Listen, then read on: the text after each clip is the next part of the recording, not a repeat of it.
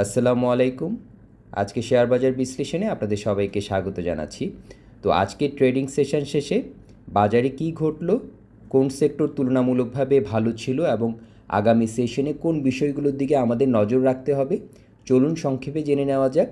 আর আজকের আলোচনায় থাকছে ডিএসইএক্সের গুরুত্বপূর্ণ সাপোর্ট জোন নিয়ে কথা বলবো, মার্কেট ব্রেথ কী বার্তা দিচ্ছে, ইন্স্যুরেন্স ও টেক্সটাইল সেক্টরের বর্তমান অবস্থা কী রয়েছে সেটা দেখার চেষ্টা করব, হেলথ এবং আইপিডিসি, এনসিসি ব্যাংক এবং জেনেক্স ইনফোসিসের টেকনিক্যাল আপডেট শেয়ার করব ইনশাআল্লাহ।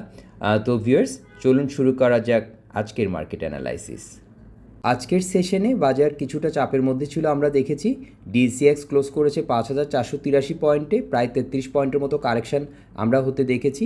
আর ডিএস30 ক্লোজ করেছে আজকে আমরা দেখেছি 2,069 পয়েন্টে, আর ডিএসইএস ক্লোজ করেছে 1,108 পয়েন্টে। আজকের মোট লেনদেন হয়েছে প্রায় 1,072 কোটি টাকার মতো লেনদেন আমরা দেখেছি। আর অ্যাডভান্সিং শেয়ার ছিল 98, আর ডিক্লাইনে ছিল 246টি কোম্পানির শেয়ার, আর 42 ছিল আনচেঞ্জড অবস্থায়। আজকে কিন্তু বাজারে আমরা কিছুটা সেলিং প্রেশার এবং প্রফিট টেকিং প্রেশার কিন্তু লক্ষ্য করেছি। তবে একটা বিষয় কিন্তু ভালোভাবে লক্ষ্য করার মতো ছিল, যেটা হচ্ছে বাজার পড়লেও এখনও কিন্তু প্যানিক সেলিংয়ের কোনো লক্ষণ দেখা যাচ্ছে না। আর আজকের মার্কেট ম্যাপ পর্যবেক্ষণ করলে আমরা দেখতে পাচ্ছি ইন্স্যুরেন্স সেক্টর এখনও তুলনামূলকভাবে শক্ত অবস্থানে রয়েছে, আর ইঞ্জিনিয়ারিং সেক্টরেও কিছু ভালো অংশগ্রহণ কিন্তু আমরা দেখতে পাচ্ছি। ফুড অ্যান্ড অ্যালাইড সেক্টরেও কিন্তু বেশ কিছু আমরা গ্রিন পার্টিসিপেশন দেখতে পাচ্ছি। অন্যদিকে ফার্মাসিউটিক্যালস এবং কিছু ফিনান্সিয়াল স্টকে আমরা চাপ লক্ষ্য করছি। তবে এই মুহূর্তে পুরো বাজারের চেয়ে সেক্টর রোটেশন পর্যবেক্ষণ করা বেশি গুরুত্বপূর্ণ বলে আমি মনে করছি। এখন আসি আজকে ডিএসইএক্স চার্টে। তো আমি কিন্তু গত দিনও বলেছিলাম, আমি দেখেন এখানে তিনটা জায়গায় আমি জোন ক্রিয়েট করে দিয়েছি, 5,300 থেকে 5,360, এটাকে ভেঙে অ্যাকসেপ্টেন্স তৈরি হয়েছে। এবং গতকালও বলেছিলাম যে 5,500 থেকে 5,550 এটা আমাদের জন্য খুব গুরুত্বপূর্ণ একটা এরিয়া। আমরা দেখেছি 5,563-তে গিয়ে সেখানে কিন্তু আমাদের একটা রিজেকশন রয়েছে, সেখান থেকে আমরা দেখেছি নিচে ক্লোজ করেছে। গত দিনে ক্লোজটা ছিল আমরা দেখেছি 5,516-তে, আজকে ক্লোজ করেছে, যেটা বলছিলাম যে 33 পয়েন্টের মতো আজকে কারেকশান হয়েছে 5,483। এখন আমাদের জন্য ইম্পর্টেন্ট জোন কোনগুলো সেগুলো আমরা একটু দেখে নিই। আমাদের জন্য এখন শর্ট টার্মে 5,450 থেকে 5,470-এর যে জোনটি রয়েছে এটা গুরুত্বপূর্ণ ইমিডিয়েট সাপোর্ট। আর অন্যদিকে উপরের দিকে আমরা যেটা বলছিলাম 5,500 থেকে 5,550-এর যে জোনটি রয়েছে এখানে রেজিস্ট্যান্স প্রেশার কিন্তু আমরা দেখতে পাচ্ছি। সো এটা একটা ক্রিটিক্যাল জোন হিসেবে আমরা এটাকে দেখব। আর যদি কোনো সময় এই জোনের উপরে শক্ত অ্যাকসেপ্টেন্স তৈরি হয় তাহলে পরবর্তী নজর দেওয়া যেতে পারে 5,630 থেকে 5,685 এই জোনটির দিকে। তাই আপাতত কিন্তু আমি এটাকে ব্রেকডাউন হিসেবে দেখছি না, বরং রেজিস্ট্যান্সের নিচে একটা কনসলিডেশন হিসেবেই দেখছি। তো এখানে আমি একটা বিষয় উল্লেখ করতে চাই, সম্প্রতি বিএসইসির নতুন চেয়ারম্যান দায়িত্ব গ্রহণ করেছেন।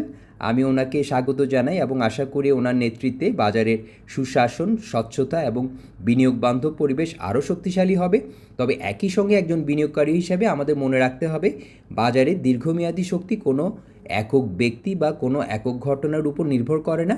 বাজার শেষ পর্যন্ত চলে তার ফান্ডামেন্টাল, লিকুইডিটি, কর্পোরেট পারফরমেন্স এবং বিনিয়োগকারীদের আস্থার ভিত্তিতে। তাই নতুন কোনো পরিবর্তন অবশ্যই ইতিবাচক প্রত্যাশা তৈরি করতে পারে আমাদের মাঝে, কিন্তু একজন সচেতন বিনিয়োগকারী হিসাবে আমাদের সবসময় ডাটা, মার্কেট স্ট্রাকচার এবং বাস্তবতাকে গুরুত্ব দেওয়া উচিত বলে আমি মনে করি। তো এখন যদি আমরা আজকের ভলিউম লিডার বোর্ডের দিকে তাকাই, আমরা কিন্তু দেখতে পাচ্ছি বেশ কয়েকটি শেয়ার আমাদের নজর কেড়েছে। তবে শুধু ভলিউম বেশি হলেই যে একটা শেয়ার গুরুত্বপূর্ণ হয়ে যাবে বিষয়টি কিন্তু এমন না। ভলিউমের পাশাপাশি আমাদের দেখতে হবে প্রাইস স্ট্রাকচার, চার্ট প্যাটার্ন এবং মার্কেট পার্টিসিপেশন কেমন রয়েছে। সেই বিবেচনায় আজকের সেশনে আইপিডিসি, এনসিসি ব্যাংক এবং জেনেক্স ইনফোসিস আমার কাছে তুলনামূলকভাবে বেশি ইন্টারেস্টিং মনে হয়েছে। চলুন সংক্ষেপে এই তিনটি শেয়ারের বর্তমান টেকনিক্যাল অবস্থাটা আমরা দেখে নিই। প্রথমে আইপিডিসি ডেইলি চার্টের দিকে তাকালে আমরা দেখতে পাচ্ছি একটা অনেক লম্বা সময় একটা কম্প্রেশনের পর, একটা সিমেট্রিক্যাল কম্প্রেশনের পর ব্রেকআউট হয়েছে। ভলিউমের সাপোর্ট কিন্তু ছিল, আরএসআই কিন্তু 73-তে রয়েছে, আমরা দেখতে পাচ্ছি ম্যাকডিও পজিটিভ হিসেবে আমরা দেখতে পাচ্ছি। তো এটি কিন্তু অনেক লম্বা সময়। আমরা যদি একটু দেখার চেষ্টা করি, অগাস্ট 2025 থেকে ব্রেকআউট যেটা হয়েছে, জুনে গিয়ে ব্রেকআউট হয়েছে, অনেক লম্বা সময়ের একটা কম্প্রেশন জোন আমরা দেখতে পাচ্ছি। বর্তমানে আমরা দেখতে পাচ্ছি 21 টাকা 10 পয়সা আজকে ক্লোজ করেছে। আজকে কিন্তু হাই গিয়েছিল, আমরা দেখেছি 21 টাকা 70 পয়সা, যেটা একটা ইম্পর্টেন্ট একটা রিজেকশন এরিয়া থেকে আমরা ফিয়ার ফেস করতে দেখতে পাচ্ছি। তো এখনও কিন্তু স্ট্রাকচার এবং ভলিউম অ্যানালাইসিস অনুযায়ী বুলিশ স্ট্রাকচার ধরে রেখেছে। আর এখানে একটা জোনের কথা আমি বলেছিলাম, যেটা হচ্ছে 2250 থেকে 2360 যে জোনটা রয়েছে, এটা আমাদের জন্য একটা ইম্পর্টেন্ট রিজেকশন জোন। সো এখানে গিয়ে প্রাইস কী ধরনের রিয়েকশন দেখায় সেটা আমাদের দেখতে হবে। এরপরের যে স্ক্রিপ্টটা নিয়ে কথা বলবো সেটা হচ্ছে এনসিসি ব্যাংক। তো এনসিসি ব্যাংক নিয়ে কিন্তু আমি গত দুটো সেশনে কথা বলেছি এবং আমাদের আইপিডিসি নিয়েও কিন্তু কথা হয়েছিল। সেখানে আমি উইকলি চার্টে অ্যানালাইসিসটি আপনাদেরকে দেখিয়েছিলাম, আজকে আমরা ডেইলি চার্টে দেখলাম। এনসিসি ব্যাংক নিয়ে কিন্তু গত দুটো সেশনেও আমি কথা বলেছিলাম, একটা কনসলিডেশনের কথা বলেছিলাম, এবং আজকে কিন্তু আমরা দেখতে পাচ্ছি 3%-এর মতো প্রাইস গেইন করেছে এবং আমরা দেখতে পাচ্ছি স্ট্রংভাবে ঘুরে দাঁড়িয়েছে। 1610-এ আজকে কিন্তু ক্লোজ করেছে। আমরা দেখতে পাচ্ছি কয়েকদিনের পুলব্যাকের পর আবারও শক্তি ফিরে পাওয়ার চেষ্টা করছে। বর্তমানে 1540 থেকে 1570-এর এই জোনটি গুরুত্বপূর্ণ সাপোর্ট এরিয়া। আর অন্যদিকে কিন্তু 1630টা আমাদের একটা রিজেকশন এরিয়া, যেখান থেকে আমরা আজকে দেখেছি টাচ করে নিচে ক্লোজ করেছে। তো এখন দেখতে হবে যে 1630-এর উপর স্থায়ী অবস্থান তৈরি করতে পারছে কিনা। যদি দাঁড়াতে পারে এবং ভলিউম সাপোর্ট যদি থাকে, সেক্ষেত্রে পরবর্তী একটা ইম্পর্ট্যান্ট লেভেল আমরা দেখতে পাচ্ছি 1740 লেভেলটা আমাদের জন্য ইম্পর্ট্যান্ট হবে। তো আমরা যেটা বলছিলাম যে একটা কনসলিডেশনের পরে কিন্তু শক্তভাবে ঘুরে দাঁড়িয়েছে, যেটা আমরা দেখতে পাচ্ছি। ভলিউমের সাপোর্টও রয়েছে, আরএসআই আমরা মোমেন্টাম ভালো দেখতে পাচ্ছি।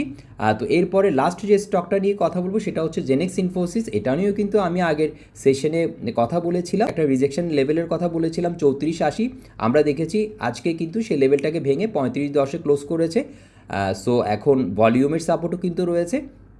এরপরের একটা ইম্পর্টেন্ট আমরা জোন দেখতে পাচ্ছি, একটা লেভেল দেখতে পাচ্ছি 37 থেকে 3760-এর যে জোনটা রয়েছে সেটা আমাদের জন্য ইম্পর্টেন্ট হবে। তো এখন দেখার বিষয় সেখানে গিয়ে প্রাইস কী ধরনের রিয়েকশন দেখাচ্ছে। আমরা দেখতে পাচ্ছি স্ট্রংলি কিন্তু বুলিশ সিচুয়েশনটা রয়েছে এবং একটা গ্যাপ দিয়ে কিন্তু একটা এখানে ব্রেকআওয়ে গ্যাপ দিয়েই কিন্তু সেখান থেকে আমরা দেখেছি উপরের দিকে গিয়েছে এবং শার্প মুভমেন্ট আমরা দেখতে পাচ্ছি।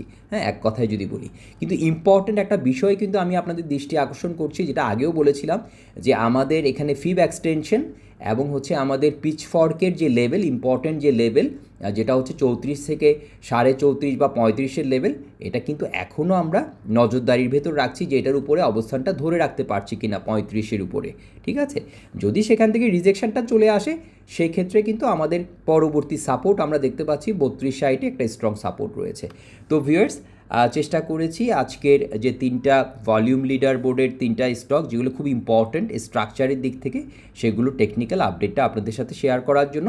তো আগামী সেশনে আমাদের জন্য ইম্পর্ট্যান্ট হবে ডিএসিএক্স কি 5450 থেকে 5470-এর উপরে ধরে রাখতে পারছি কিনা, এটা একটা খুব ইম্পর্ট্যান্ট আমাদের জন্য একটা অবজারভেশন, এটা দেখতে হবে। আর 5500 থেকে 5550-এর যে রেজিস্ট্যান্স জোন রয়েছে, যেটাকে আমরা ক্রিটিক্যাল জোন হিসেবে দেখছি, কনসলিডেশন আশা করছি এখান থেকে, যেটা বলছিলাম।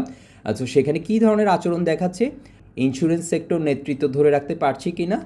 আর আজকে যে স্টকগুলো নিয়ে কথা বললাম, আইপিডিসি, এনসিসি ব্যাংক এবং জেনেক্স ইনফোসিস, এগুলোর আচরণগত কী চেঞ্জ হচ্ছে সেটা কিন্তু আমরা অবশ্যই আমাদের নজরদারিতে রাখবো। আমি তো এখানে অবজারভেশনগুলো আপনাদের সাথে শেয়ার করেছি, আশা করি এটা আপনাদেরকে হেল্প করবে। তো ভিউয়ার্স, আজকের আপডেট এ পর্যন্তই। ভিডিওটি ইনফরমেটিভ মনে হলে অবশ্যই লাইক করবেন এবং শেয়ার করবেন।